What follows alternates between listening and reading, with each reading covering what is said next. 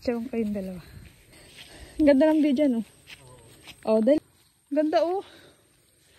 Boy? Pwede na yan. Hello guys! Welcome back to my YouTube channel. So for today's video guys, nandito kami ngayon sa Tiao. Nag-stop over muna kami dahil pauwi kami ng Bicol. And gutom na rin kami. Kaya naman dumaan kami dito sa Jollibee. And nag-order na nga rin pala kami ng chicken and burger stick. So story time muna tayo guys habang kumakain ako. So umalis nga pala kami ng Parañaque, Manila ay mga bandang alas 3 na ng madaling araw. And ngayong oras ay nasa 5:50 na ng umaga. So mag-aalas 6 na rin siya guys. Kaya kumain muna kami para dire-diretso ang aming biyahe.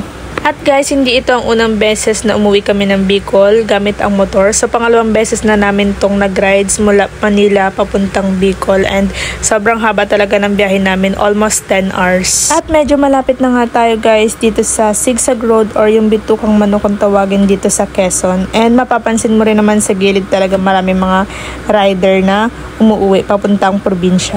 At nandito na nga tayo guys, eto na. At eto na nga yung kinatatakutan ko dito guys, na every time dadaan ako dito ay medyo nahihilo-hilo talaga nga ako kasi nga paikot-ikot yung daan dito at paahonin pa. At may mga tao din pala dito guys sa gilid-gilid at nanghihingi din sila ng mga barya minsan. Kaya naman nag-ready ako ng barya at namigay ako sa kanila. Ay! Ang layo mo baby! Hindi ko nahagisan. Ha?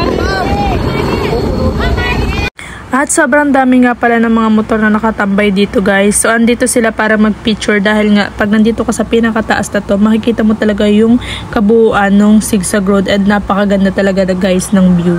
At tinanong nga din pala ako ni Renz kung gusto ko daw mag-picture at mag-i-stop kami dito sa gilid na to. Sabi ko naman ay wag na lang at kako nga ay mahaba pa ang aming biyahe. Medyo hindi rin nga ako makatagal sa ganitong pwesto dahil nga sobrang taas niya. Although napakaganda ng view pero katalaga namang may hilo ka guys sa sobrang taas. At ang ending nga guys ay hindi kami nag-stop over doon at dito na lang kami nag-stop over sa Atimonan Sigsag Park. So may mga food din dito kaya naman tara kain tayo. Pero mabilis na lang pagkatapos. Ay masarap yun. Bili ka na. Bili ka na.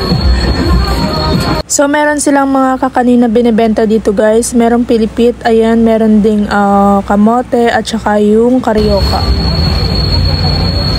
Ito, monkey. Yung kasama ko. So pagkatapos namin bumili doon ng kakanin sa kabila, naglakad-lakad muna kami dito sa part na to kasi may mga nagpipicture dito. And let's see kung ano yung mga statwa na nandito guys. So ay may mga unggoy, mayroong mga lion, and lalaki ng mga puno dito. Ah, doon, yun o. Monkey, yun o monkey. Ha? Dali na.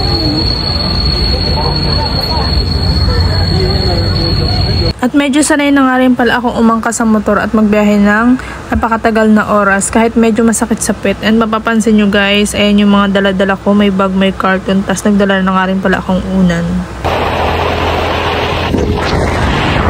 Stop over muna kami guys para mag-picture dito dahil ang ganda ng view dito guys. Okay, tangkita mo yung mga ulap at saka yung bundok. So nasa Tagkaway na kami guys and mag-off muna ako ng cellphone and see you in Liboro.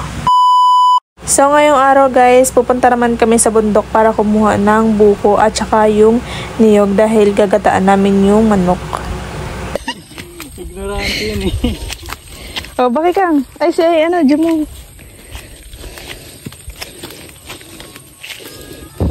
Marunong siya manghuli ng ibon? Nanghuli siya ng ibon? So dati namimiss ko lang umakyat sa bundok pero ngayon nakaakyat na kami ng bundok at may kasama pa kaming aso. At hindi rin nagpaiwan yung aso, talaga naman sumama pa sa amin din sa bundok. Kaya naman hingal kami, hingal din siya. Tiga ko di itlog niyan. Ang ganda ng view dyan, oh. Oh, dali. Para ka magbabaka.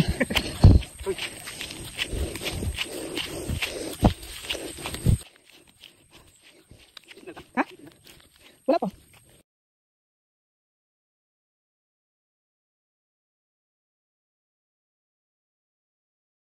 At nung nandito na nga kami sa tuktok ng bundok ay paglingon ko dito sa kabila ay talaga naman napakaganda ng view pag nandito ka sa taas. At ito nga pala yung mama at yung kapatid ni Renz. Nagdala nga kami ng mga cellphone namin guys dito sa bundok dahil dito nga mas malakas ang signal kasi dun sa bahay nila sa baba mahina yung signal. So hindi ka makapag-internet.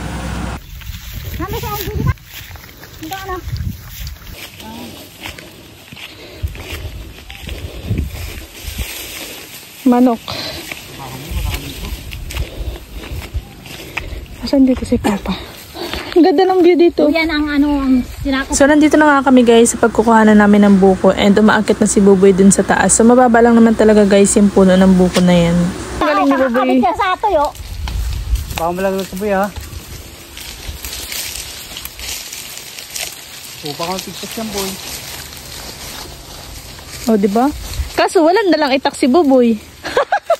Pilitit. Boy, marunong ka ba tumingin ng mura? Ha? Marunong yan, laki budlok yun. Pilipitin mo rin isa. Mura ba yan boy? Uy, umawa ka dyan ng mabuti, Buboy. Oh, Signal na dito. Dito mo lang. wala ma. Ay, wait Ayan. lang Mura. Yan, pwede na yan. Tigas.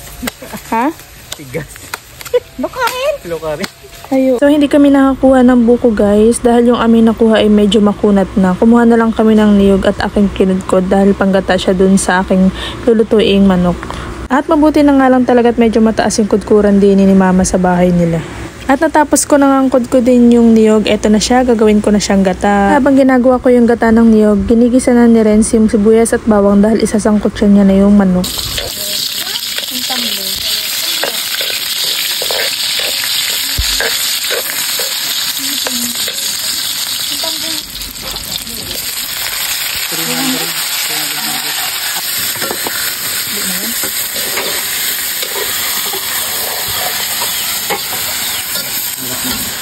Pag walang tata ng kawali ah. So guys, nakapapansin nyo, may tubig yung manok. So after magisa yung manok, nagkaroon siya ng tubig na ganyan. So yung mismong tubig na yun, paigahin natin yan bago natin ilagay yung gata. At saka pa babrownin natin ng konti yung manok. Ano? Sabas. Pero pag lalabitin mo, talaga yung papaiwan niya sa'yo na... So after ilang minutes guys, magiging ganito na yung itsura niyan. And ilalagay na natin yung unang gata nung niyog na kinudkod natin kanina. So ibuhos na natin siya dito.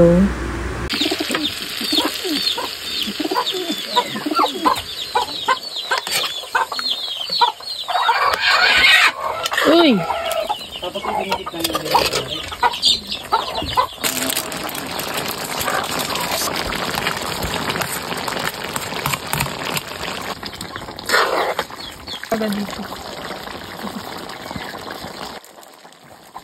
Yung paigay-igahin lang natin ng konti yung gata niya para maglasa and para mas masarap siya.